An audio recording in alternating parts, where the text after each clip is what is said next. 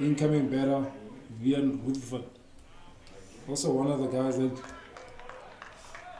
Heats would want to get him early. He's one of the guys that has been constantly getting runs for the Iinyathi team.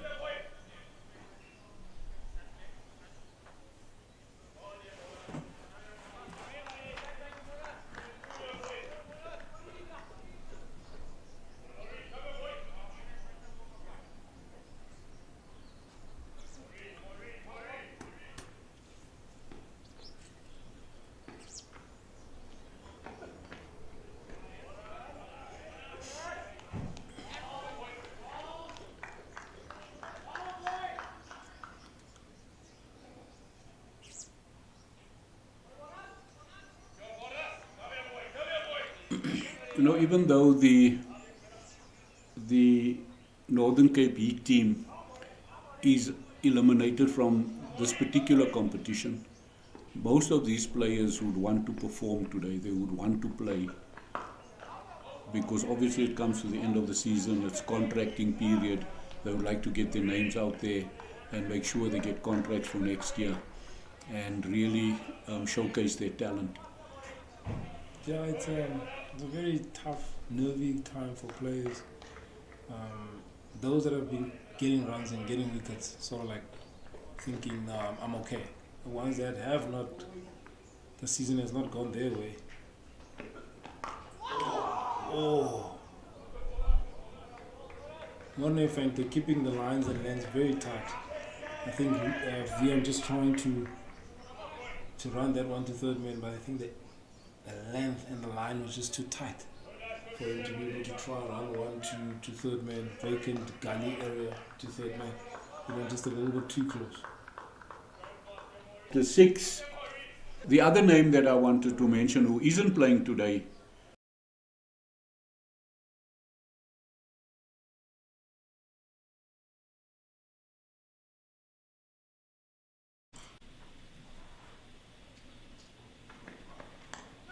That one too straight. yeah, just nudged by Sizani for 4 down the leg side. Just a bit too straight.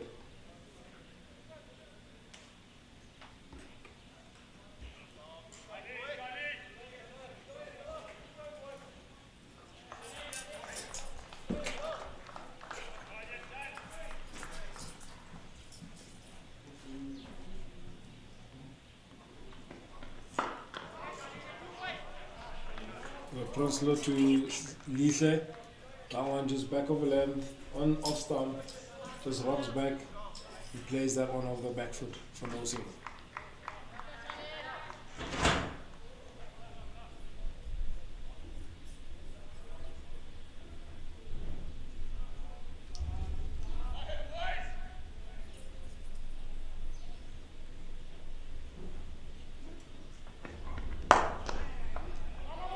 That's a lovely shot.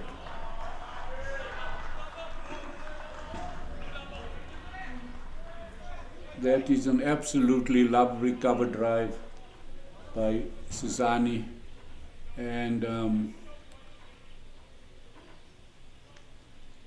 Abo Bakwena trying his utmost best to stop that. I was privately hoping that he does get a 4 because that shot deserved a 4. Yeah, it was a beautiful shot you did. It was a beautiful shot. Yeah, you all want those kind of shots to get the deserving accolades.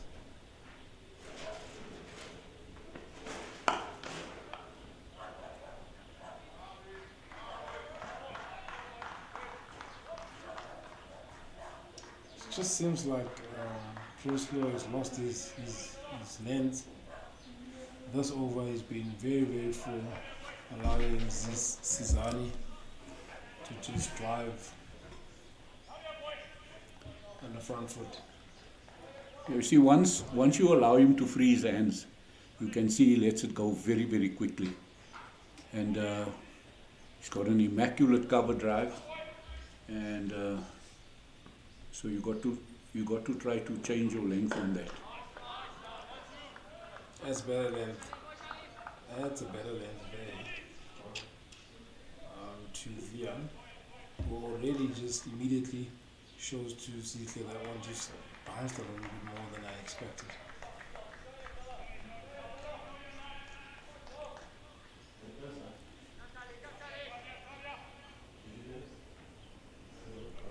There's 3 names in the Iinyathi.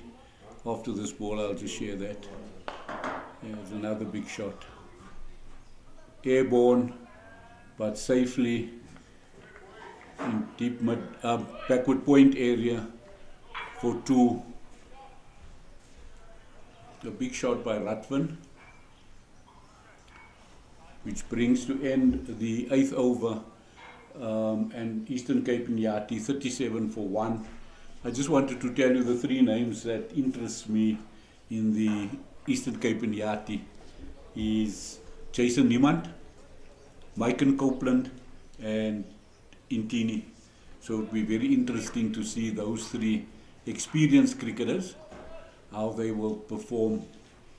I think we did discuss in the last game about the talent that we are blessed with, because I'm sure that those 3 names I've just mentioned, they will not disgrace a Div 1 team, a Division 1 team. Definitely, Eugene. Going back to the conversations we had before, those are names that shows that our cricket is in good hands for the next couple of years. I'm not sure what is happening with South Africa, with New Zealand. Do you have any update there, Eugene? I don't have an update. I just know that the newbies had bowled New Zealand out for 91.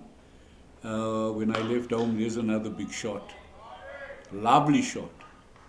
But again, it's a little bit of a chip and just drops and fielded, and only 2 runs. Yeah, so South Africa bowled New Zealand out for 91, and the Bartman factor was big.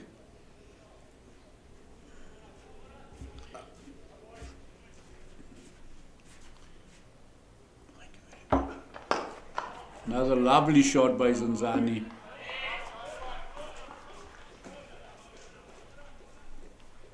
Straight down the ground for a single.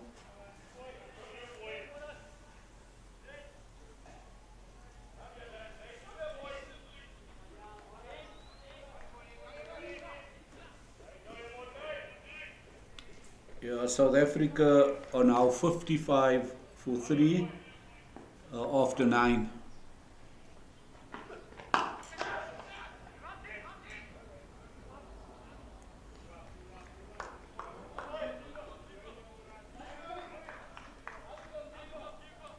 I don't think we'll have any issues with the next generation coming through. Eugene, I think, like I mentioned earlier on, it definitely shows that our cricket is in good hands. There's a couple of youngsters coming through, doing well. That one from Monet Fenter, just outside of Star. Vian on the front foot, sort of like a front foot square drive to backward point, where Leon does the fielding. They comfortably stroll for 2 runs, which brings them from 42 for 1. Iinyathi sitting on 42 for 1 in 8 overs. Sorry.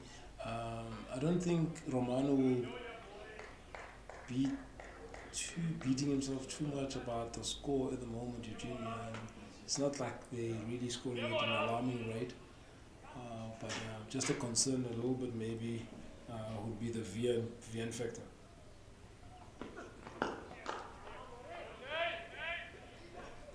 Yeah, the big thing is that they got an early wicket, and this partnership has now progressed to 38 runs. So they've these 2 batters have stabilized the innings nicely, and I guess that